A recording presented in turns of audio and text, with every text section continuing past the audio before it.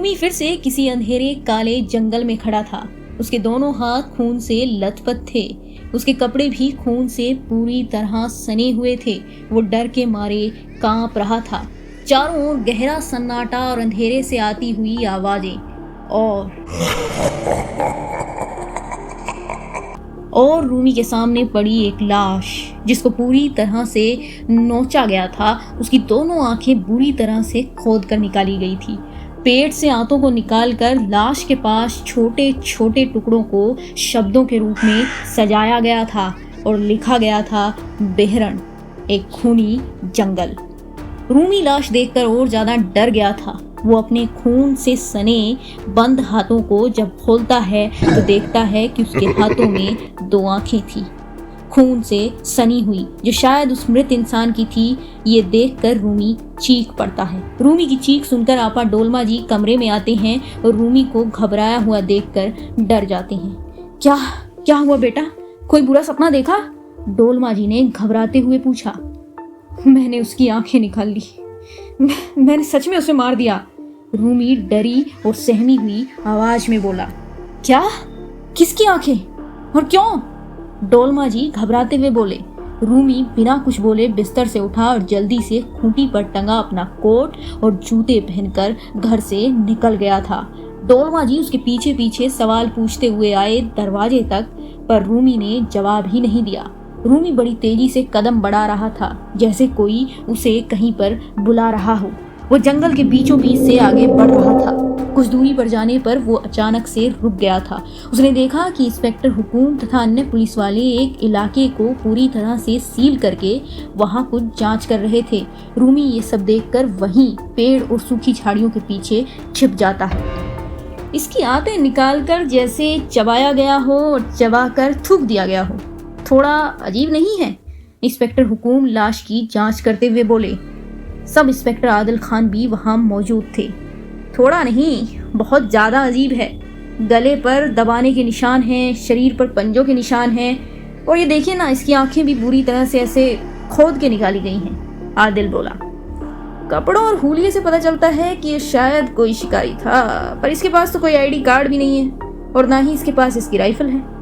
बिना राइफल के जंगल में आ गया। थोड़ा अजीब शिकारी नहीं था? इंस्पेक्टर हुकुम ने उसकी जेबें टटोलते हुए कहा। मुझे किसी जानवर का काम लगता है, किसी बड़े भालू जैसे, मतलब ताकतवर पंजों वाले जानवर का। सब इंस्पेक्टर आदिल बोले। झाड़ियों के पीछे छिपा हुआ रूमी ये सब देख रहा था। तभी अचानक से उसे एक सुगंध आने लगी जो बहुत ही अजीब और रोचक थी। वो उठा और सुगंध के पीछे पीछे चलने लगा। तभी सब इंस्पेक्टर आदिल चिल्लाए, कौन है वहां? बाहर आओ। सबका ध्यान झाड़ियों की ओर गया।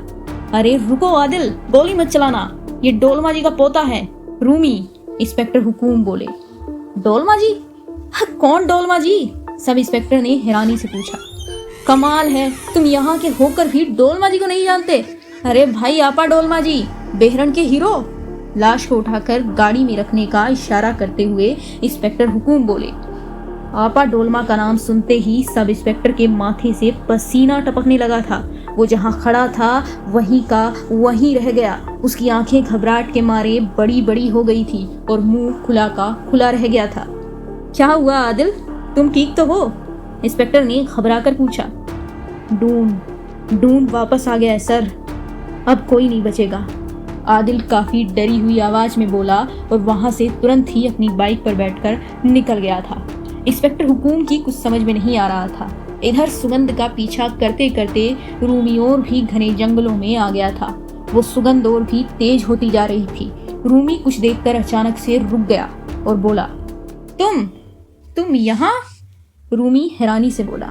सामने इंस्पेक्टर हुकुम की लड़की खड़ी थी जो एक विशेष प्रकार के फूलों को तोड़कर अपनी टोकरी में रख रही थी। रूमी को देखकर वो मुस्कुराई और बोली, ये सवाल तो मैं तुमसे पूछ सकती हूँ, रोमा डोलमा उर्फ रूमी। तुम्हें मेरा नाम कैसे पता? रूमी हैरानी से बोला। मैं तुम्हें क्या, तुम्हारे पूरे खानदान को जानती हूँ, और मैं ही क्यों, पूरा बेहरन जानता है। लड़की मुस्कुराते हुए बोली। पर मैं अब तक तुम्हारा नाम नहीं जानता। क्या नाम है तुम्हारा? रूमी अब थोड़ा शांत हो गया था। मेरा नाम क्या है? मेरा नाम मेरा नाम धूप है, वो लड़की बोली। ये सुनकर रूमी जोर से हंसा और बोला, धूप, ये कैसा नाम हुआ? अब ये तो तुमको जाकर इंस्पेक्टर हुकूम से पूछना चाहिए। मेरे पापा, उन्हीं ने मेरा नाम रखा था। फूलों की टोकरी से एक फूल उठाकर उसे सूंघते हुए धूप बोली। धूप फूल को सूंघते हुए रूमी के पास आ गई थी। रूमी ने देखा वो गहरी नीली झील जैसी आंखें, घुंघराले लंबे बाल, जिसकी एक लट उसके दाएं गोरे गाल के पास लटक रही थी, गुलाबी होठ और एक तीखी नासिका। रूमी उसे देखता ही रहा। धूप ने फूल को सूंघकर अपने दांतों से हल्का सा काटा और फिर उसे रूमी की ओर बढ़ाया। रूमी ने फूल लिया और धूप की कोमल उंगलियों से उसका स्पर्श हुआ। धूप अपने रास्ते पर आगे बढ़ गई थी। ये पल रूमी के लिए बेहद खास थे और सुखद भी थे। क्या हम दोस्त बन सकते हैं? रूमी ने पूछा। ये सुनकर धूप रुक गई और पलटकर मुस्कुराई और फिर से वापस चल दी। रूमी विशेष प्रकार के फूल को सूंघ रहा था। उसकी खुशबू में वो बेहोश हुए जा रहा था। पापा डोलमा अपने पुराने दोस्त और छाया साधक आचार्य विरंजन से मिलने आए थे। मुझे पता था तू जरूर आएगा और तू जानता है कि औपचारिकताएं मैं करता नहीं। अब जल्दी से बता, हुआ क्या है? विरंजन ने चश्मा उतारते हुए किताब को बंद करते हुए कहा। उसे अजीब सपने आते हैं। सपनों में वो काफी डर जाता है। ठीक वैसे जैसे कभी मैं डरा करता था यार। मैं नहीं चाहता वो सब दोबारा हो। तुम बस उस लाल किताब की खोज करो। पापा डोलमा जी काफी घबरा कर बोले। अप्पू, तू ज्यादा सोच रहा है। वो इतनी आसानी से वापस आने वाला नहीं है और तू जानता है कि जब वो आएगा तो मुझे पता चल जाएगा। विरंजन ने डोलमा जी को समझाते हुए कहा। 37 साल पहले हुई उस गलती की सजा मैं नहीं चाहता मेरा पोता भुगते विरंजन। और अब मेरे अंदर भी उस राक्षस से लड़ने की ताकत नहीं बची। तुम ये बात जानते हो, डोलमा जी ने दुखी होते हुए कहा। वो मानसिक तौर पर अस्वस्थ है, बस इतनी सी बात है। जिस बच्चे ने अपनी आंख के सामने अपने पिता को मरते हुए देखा हो, उसके साथ ये सब होना आम बात है। अप्पू, उसे थोड़ा टाइम दो, वो ठीक हो जाएगा। विरंजन ने आपा डोलमा को समझाते हुए कहा। तुमने कहा कि उसके वापस आने का तुम्हें पता चल जाएगा। ठीक है, पर मैं कहता हूँ नहीं, इस बार वो तुम्हें बिना बताए वापस आ गया है। विरंजन, कुर्सी से उठते हुए गहरी लंबी सांस लेते हुए डोलमा जी बोले। इधर सब इंस्पेक्टर आदिल इंस्पेक्टर की केबिन में आए। तुम वहां जंगल से ऐसे अचानक ही चले आए, आखिर बताओगे बात क्या है? सब इंस्पेक्टर आदिल की ओर देखते हुए इंस्पेक्टर हुकूम ने पूछा। आदिल ने एक लिफाफा हुकूम की ओर बढ़ाया और बिना कुछ बोले केबिन से बाहर जाने लगा। ये क्या है आदिल, तुम कुछ बोल क्यों नहीं रहे हो? क्या हुआ? हुकूम ने गुस्से से पूछा। मैं अभी इसी वक्त इस केस से अपना नाम वापस ले रहा हूँ। इस लेटर में यही लिखा है सर, आदिल ने बिना मुड़े ही जवाब दिया। इंस्पेक्टर हुकूम ने लेटर पकड़ा, उसे फाड़ कर डस्टबिन में फेंक दिया और फिर बोले, यहाँ का इंचार्ज मैं हूँ आदिल, और मैं जिसे चाहूंगा वो केस पर रहेगा और जिसे नहीं चाहूंगा वो केस पर नहीं रहेगा। गुस्से से बोले।